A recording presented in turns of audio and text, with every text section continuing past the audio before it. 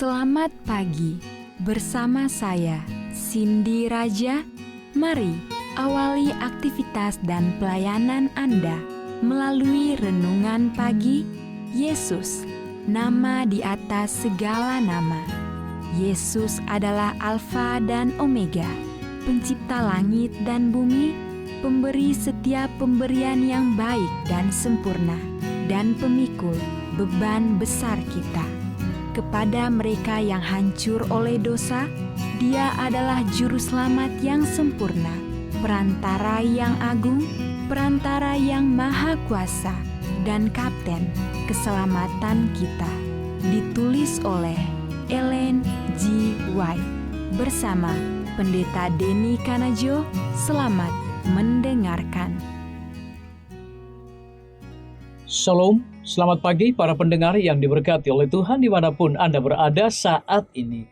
Kita akan sama-sama kembali merenungkan kebenaran firman Tuhan pada tanggal 7 Maret 2024 dengan judul Teladan Ilahi.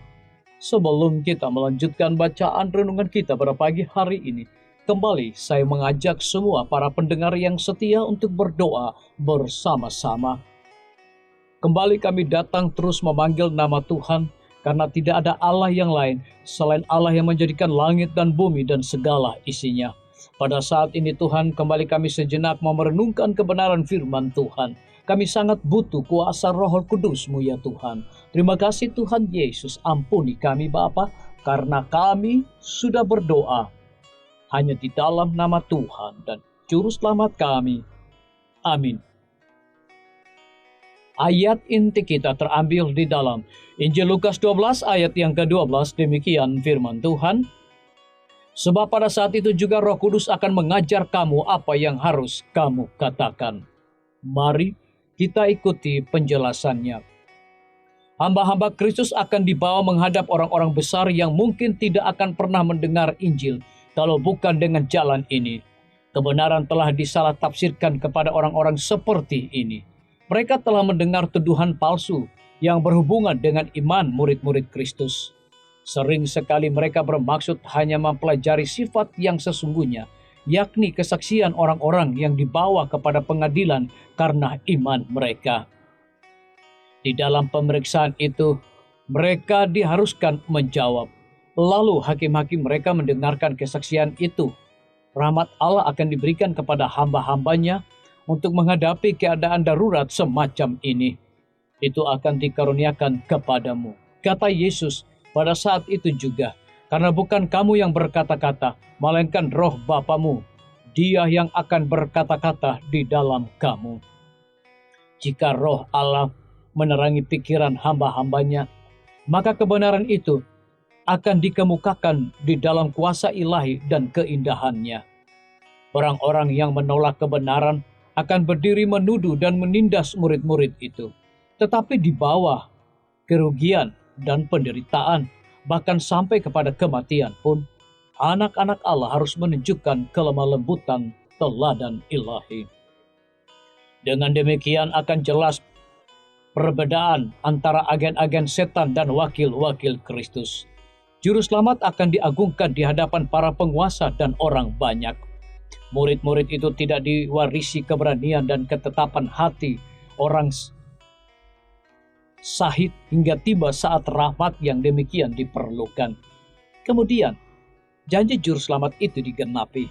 Waktu Petrus dan Yohanes bersaksi di hadapan majelis Sanhedrin, orang banyak heranlah mereka, dan mereka mengenal keduanya sebagai pengikut Kristus. Kisah para Rasul 4 ayat yang ke-13. Tentang Stefanus ditulis bahwa semua orang yang duduk dalam sidang mahkamah agama itu menatap Stefanus. Lalu mereka melihat muka Stefanus seperti muka seorang malaikat. Orang banyak tidak sanggup melawan hikmatnya dan roh yang mendorong dia berbicara. Kisah para Rasul 6 ayat 15 dan ayat yang ke-10. Hamba-hamba Kristus tidak mempunyai persiapan pidato yang akan diucapkan waktu di bawah pengadilan. Persiapan mereka harus diadakan dari hari ke hari dalam menyimpan permata-permata kebenaran firman Allah dan oleh doa menguatkan iman mereka. Apabila mereka dihadapkan ke pengadilan, Roh Kudus akan mengingatkan mereka kepada kebenaran yang sangat diperlukan itu. disalin dari buku Alfa dan Omega, jilid 5, halaman 381 dan 382. Renungkan lebih dalam.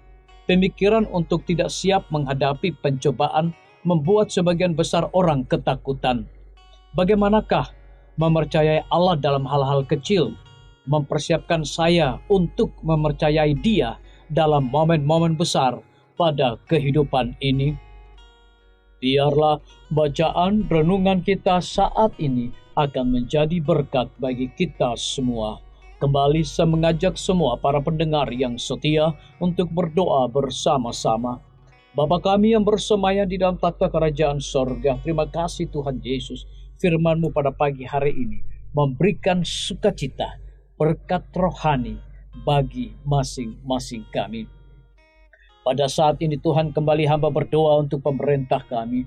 Tuhan memberkati Bapak Presiden bersama Wakil Presiden, para menteri dan seluruh stafnya, Bapak Gubernur bersama wakil, Bapak Bupati bersama wakil, Bapak Wali Kota bersama wakil, camat dan seluruh stafnya, kepala desa, lurah, RT, RW dimanapun mereka berada. Lindungi mereka Tuhan, pelihara mereka, berikan mereka kekuatan, kesehatan, hikmat, pengetahuan sorga, agar mereka dapat melaksanakan tugas tanggung jawab mereka, boleh sesuai dengan amanah dan titah Tuhan sendiri. Para tim medis Tuhan berkati juga dokter, perawat, bidan, para apoteker, dan semua yang sedang bekerja dan melayani di rumah sakit, puskesmas, bahkan pustu. Biarlah kekuatan kesehatan sukacita sorga Tuhan berikan kepada masing-masing mereka. Pimpinan-pimpinan organisasi gereja Tuhan dari tingkat yang tertinggi sampai kepada seluruh gembala jemaat, mereka butuh kuasa Roh Kudus setiap hari. Guru-guru, kepala sekolah, setiap siswa, mahasiswa, dosen, rektor di setiap lembaga pendidikan negeri maupun swasta, Tuhan berkati mereka supaya mendidik anak-anak bukan hanya fokus kepada pengetahuan dunia, tetapi biarlah mahasiswa dan siswa mereka pun juga diajar untuk memiliki nilai-nilai religius dalam diri mereka masing-masing. TNI, Polri, PNS, wira swasta, petani, pedagang, nelayan, ojek online, saudara-saudara kami ada dalam penjara, berkati mereka Tuhan, tuntun mereka, hiburkan mereka, berikan juga mereka sukacita selalu.